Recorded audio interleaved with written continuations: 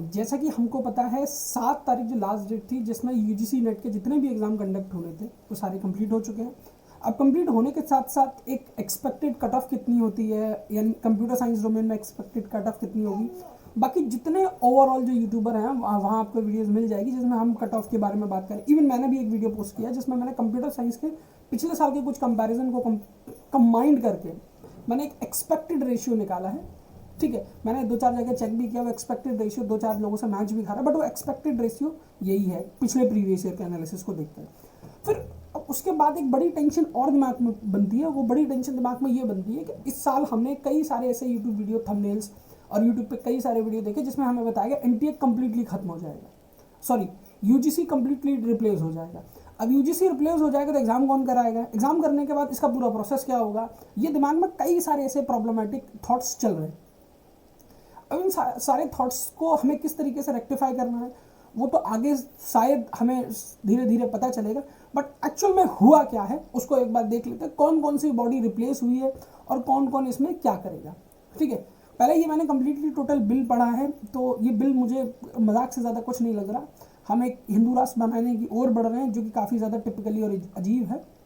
ठीक है, क्योंकि हम और आप दोनों जानते हैं हम यूजीसी नेट प्रेफर्ड करते हैं, जिस प्रोफेसर लेवल के एग्जाम को हम क्रैक करने की कोशिश कर रहे हैं या क्रैक करने के लिए प्रिपरेशन कर रहे हैं, उसमें ज़्यादातर सिलेबस जो होता है वो इंग्लिश में होता है। बट हमने जो रेगुलेटरी बिल बनाया वो इतना अजीब बनाया है, मैं आपको पूरे एक बार ब्रीफली वेरीफाई करता हूँ, उसके बाद हम डिस्कस करते हैं इन चीज़ों को।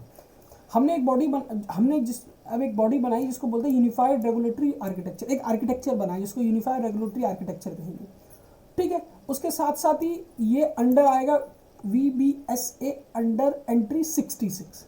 अब VBSA क्या होता है, इसकी फुल फॉर्म भी मैं आपके साथ लेके आया हूँ, विकसित भारत शिक्षा अधिसंधन बिल 2025। इस बिल के तहत ये पूरा हुआ है।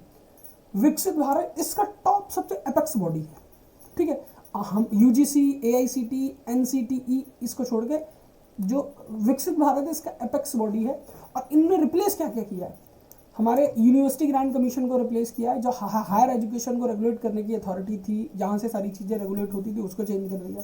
AICTE को चेंज कर दिया, all India council of technical education को चेंज कर दिया, 1987 में बना था।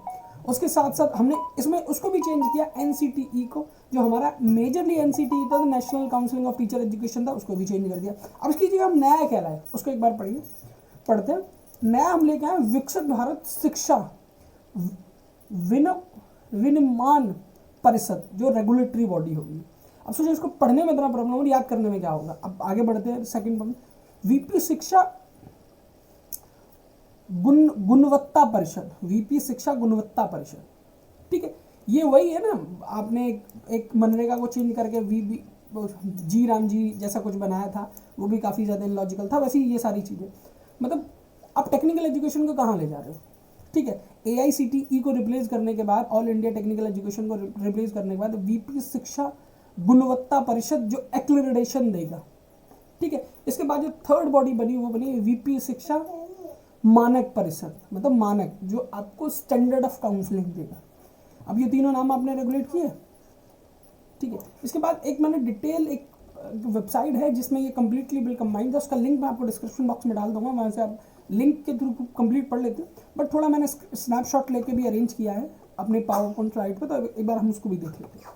ठीक है, जैसे ये लिखा विकसित भारत शिक्षा बिल, इसमें हमने क्या क्या इंक्लूड किया है। विकसित भारत शिक्षा अधिसंधान को, द बिल इज, ये सारा है। स्टैंडर्ड काउंसलिंग इसमें ले लिया है, डेवलपिंग द रोड मैप ले लिया है, HEI हायर एजुकेशन इंस्टीट्यूट भी ले लिए, सजेस्टेड ले लिया, मतलब ये सारी चीज़ें हमने इसमें ऑलरेडी कंबाइन कर ली हैं।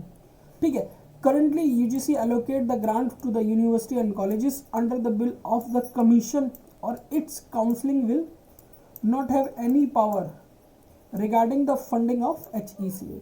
मतलब हम हायर एजुकेशन को इतना ज़्यादा पॉलिटिसाइज करना चाहते हैं, इतना ज़्यादा पॉलिटिसाइज करना चाहते हैं कि अगर हायर एजुकेशन में कोई, वैसे भी हम सब लोग जानते हैं जो हमें JRF और SRF का जो स्टाइफंड मिलता है वो कितना है।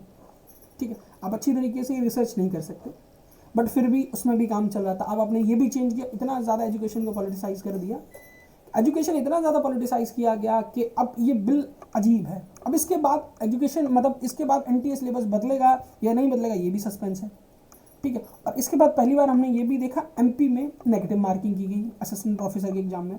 तो चल क्या रहा है, किस तरीके से ये चीज़ें रेगुलेट हो रही हैं, आउट ऑफ द बॉक्स है। फिर भी सेकंड ये है क्या क्या कंपोजिशन बना है, कंपोजिशन ऑफ काउंसलिंग क्या है, कंपोजिशन ऑफ कमीशन क्या है, term and conditions of the service क्या है, penalty on higher education institute पे क्या है, वो सारी चीज़ें यहाँ हैं। एक बार पेनल्टी का आप ये पढ़ लीजिए तो थोड़ा और समझ में आ जाएगा। द रेगुलेटरी काउंसलिंग में impose penalty of higher education institute for convention of the act. Penalty will be range between the 10 lakh to 10 lakh. Regulatory counseling may be also recommended the center of state government too. ठीक है, ये सारे review points है। Point number 1, point number 2, point number 3, point number 4, point number 5, point number 6। तब इसको completely देख लीजिए। मेरा टोटल इंटेंशन ये था कि इस बिल से मैं एक बार आपको इंट्रोड्यूस करा दूं, जिससे कि हमें जो भी प्रॉब्लमेटिक चीज़ें हैं एक बार समझ में आए।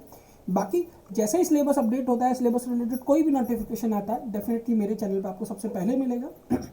इसीलिए मेरे टेलीग्राम चैनल भी आप ज्वाइन कर सकते हैं। टेलीग्राम चैनल जो मेरा है net gateway by Shivam sir नाम से है, उसमें आपको ये सारी चीज़ें अपडेट मिलती रहती है। बाकी वीडियो को कंप्लीट देखने के लिए आपका धन्यवाद। आपका दिन शुभ हो। Thank you for watching my video. Thank you.